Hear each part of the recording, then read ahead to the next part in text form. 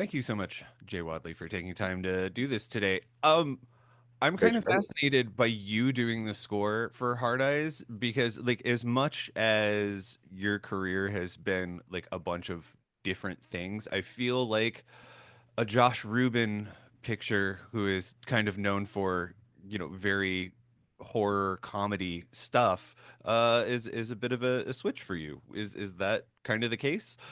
I would say, well, this is my first horror comedy, but it's not my first horror. So I've done a few in the past. I've worked with Emma Tammy on a few things, and with my business partner Trevor Grekus, who does like Servant, and he did Old for M. Night Shyamalan. So I did some additionals on that, and some sort of smaller independent things. But the way that I actually got involved in this is that Josh Ruben and I have been friends for 15 years.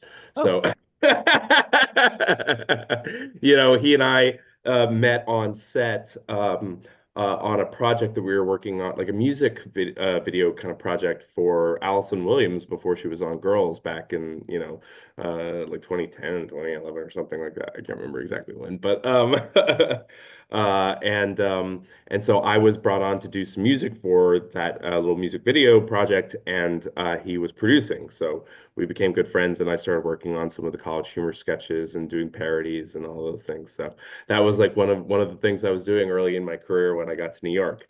And so we just stayed friends, and we've worked together on a number of smaller indie projects or like pilot presentations and things like that throughout the years. And this is the first time that we've actually gotten to do a big feature together. So. like, what are the challenges in doing like a horror comedy, but specifically like this is a slasher? And I feel Totally. like folks who see slashers have like there are expectations in terms of like the musical cues and things. Like how do Yeah. you make that fresh and different and bring like what you do to something a genre that has very defined rules?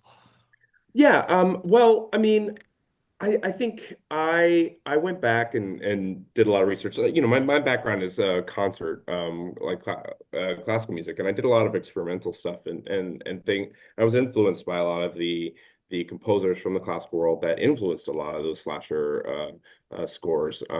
And so, the experimental techniques and stuff, all of that stuff I'm really familiar with, and things that I love writing for. And I used to write when I was doing concert music. So like the language that all of that draws from was very familiar for me, and I wasn't like the biggest slasher fan growing up, but I loved the scores, and so so it was fun. It was fun to to be able to dive into that stuff, and I feel very comfortable in that zone. But I think we tried to treat the slasher stuff. It's like very straight man, it's like we are playing this as a hardcore slasher, and it's just like Josh has such incredible taste when it comes to timing and the comedy of it all. So it's like when you really commit to that, and I think that's the thing that the film does so well is like it commits to the slasher stuff, it commits to the romance, it commits, and then the timing, the way those enter and exit, and the way that they clash against each other is what makes it so fun, so like the moment that you start showing your hand too much, there's only like a couple moments where we are really like we maybe ham it up a little bit, to because the film itself is kind of acknowledging its sort of referential nature. Um, so that's fun. So it's just like once you kind of have all those tools and understanding of all those genres, then you really kind of get to play in this space, where I hope it feels classic. I hope it feels like it's referential in those things, but also fresh and new and an original sound for Hard Eyes, so that like it stands on its own, but we know it's of a certain tradition. Yeah. As someone who has had like many of their scores released as like albums, like through Lakeshore and things like Yeah. that, you can go and listen to. Like, how do you approach that? Given that these, it seems to be an interesting thing to take something that was made for a visual component and then turn it into something to be appreciated outside of that Mm, avenue. Like, mm. how do you like change your music for uh, a streaming or physical release?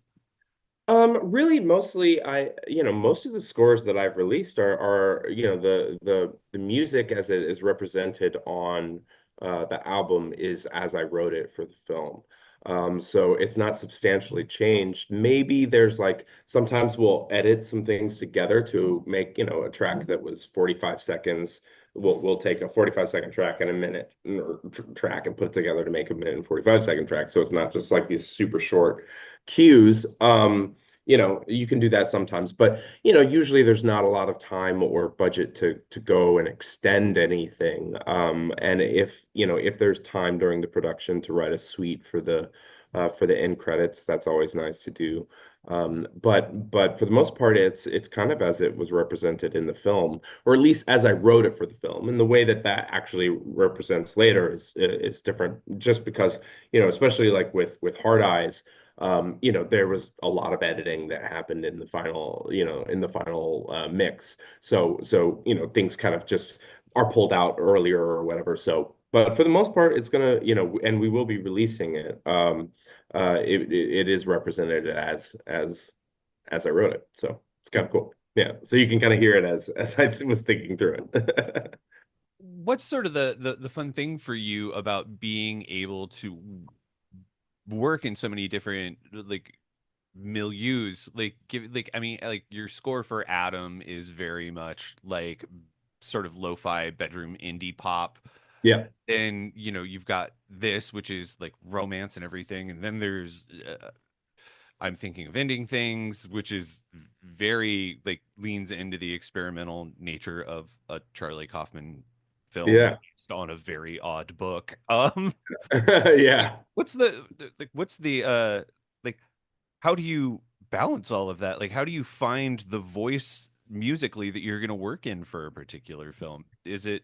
Do things jump out at you, or is it the director or some combination? Yeah, yeah, it's a little bit of both. I mean, I feel like most of the time that a director has a pretty good idea of what they feel like will work. It's an exciting thing for me because my background is pretty diverse in that way, and I started out in punk rock bands and hardcore bands, and I was recording bands and producing bands and things like that, and then kind of transitioned into classical music in high school and college. But I was also in musicals, and it's like I had a pretty diverse interest in music. There wasn't one thing necessarily. I mean, I committed more to classical music, but so I find it to be a great challenge and something that I feel like keeps me excited and engaged and fresh because I'm constantly on my toes and doing something slightly different. I can't really phone it in, and I'm not really called to do a score that's exactly like the one previous. The most of them don't really translate. You can't take I'm thinking of ending things and place it on another film. It just doesn't work. Yeah. So blessing and a curse, because I'm constantly reinventing the wheel a bit. But yeah, I mean, I love to do like put together playlists and inspiration for a film. And so, thinking about Adam, for instance, what is that sort of mid 2000s Bushwick bedroom pop sound, and like who were they influenced by? So it's kind of like going a couple layers deep and finding things like I remember like Young Marble Giants was like was one of the references on that. And so just kind of like it's cool. And so there's a little bit of like an excavation in a way for me to then like think about what their production style would be and how like okay, what type of instruments would they be playing on? What type of recording gear would they have? And then, so on that one, I don't know if I bought it for that. I might have bought it for that and then used it also on Thinking of Ending Things, but I bought like a Marantz like tape recorder, and started running things through the Marantz tape recorder. And I had like Casio keyboards on that. I'm like running it through a tape recorder and then running it back into the system. And so I also, but then I ended up using that on I'm thinking of ending things in a different way, where after I recorded the orchestra, I then ran it all through the Marantz and then played it backwards into the system. And so there's these kind of warped tape, backwards ballet elements that become part of the fabric of the score there. So, yeah. Eh, I love the fact that you seem so excited about this. And Mm, also like I am constantly struck by the number of film composers who come from the like punk and hardcore world. yeah. It's Drummers too. It's crazy. at this point it feels very natural. I think the first time I heard it I was like, but you make no, I see it now. Like Yeah, it's yeah. taken a couple of years, but um like what are like how did you make that transition from like punk and hardcore to like classical music, or like is it like what did you discover that you're where you could make that connection? Yeah, I mean, I was playing piano from a young age as well, and I was singing in choirs, and when I got into high school, I was in my high school in Edmond. So I'm from Edmond, Oklahoma. My high school at Edmond Memorial had a really robust choral program and arts program in general, like theater and music theater and all that. So I was really into theater and in high school. So I was still playing in my bands and still doing all that stuff. But yeah, I was in all state choir. I got exposed to some Eric Whitacre choral music and also some other like modern composers, living composers, whose music kind of like pushed beyond the boundaries of what I traditionally understood classical music to be, and it felt experimental to me, and so it had this edge, and that's I think what I was attracted to, as a little punk and hardcore kid. I was like, oh man, I like stuff that's got this like cool edge and seems a little aggressive and whatever. So I got exposed to stuff that I think pushed the boundaries in concert music, and then that got me real excited, and then that kind of also then I started making all the connections about like film composers and what they get to do and what they're drawing from. And then I had the opportunity, as I was applying to colleges and stuff, I ultimately went to undergrad at Oklahoma City University and studied with Edward Knight there, who had studied with John Corigliano, who did the Red Violin. Who also had done like all these incredible concertos and things that I loved the Red Violin. I got to meet John before I went there, and I was just like it opened my world. And then I started learning about Bang on a Can. And really, it's funny. I didn't get into classical music because of the classics necessarily. I appreciated them. I enjoyed them. But what really inspired me was the modern composers and what they were doing and all the experimental sounds. So like pretty much right off the bat, I'm like throwing things into the grand piano, my mom's grand piano, and just like, preparing it and making all types of noises. And so, because that's what really excited me. So yeah, I was like in Oklahoma City, just like digging through the bins of CD warehouse because this is pre Spotify, pre any of that stuff, and like didn't really have access to scores. Now you can find them anywhere online, but I was like ordering perusal scores and going to the library and checking things out and finding CDs in CD warehouse of Bang on a Can. And so I got into Steve Reich and I got into, Phil Glass and David Lang and John Adams and like the minimalists. But then that took me down the road of Penderecki and then Xenakis, and I just kind of and my whole world opened. So and I did find like a number of VHS tapes of like of Bernstein conducting Mahler. So I had like I think I had almost all of the VHSs of Bernstein's like Mahler symphonies, which is pretty cool. I feel like not enough people like name drop Bang on a Can because I feel like for like a certain age group of folks, like seeing them perform, like if you were in high school or in college, like it kind of like breaks your brain open in terms of like what Totally. classical music is. And I Totally. mean, I know that happened for me like my freshman year of college, seeing them here in town. uh Yeah. yeah, it's a like it's like, oh, they're performing, oh, this is by music by people who are still alive. Yeah. And Oh who are playing on stage and yeah. doing doing the thing. It's so cool. Yeah. Yeah. Hard Eyes is out on tonight, technically.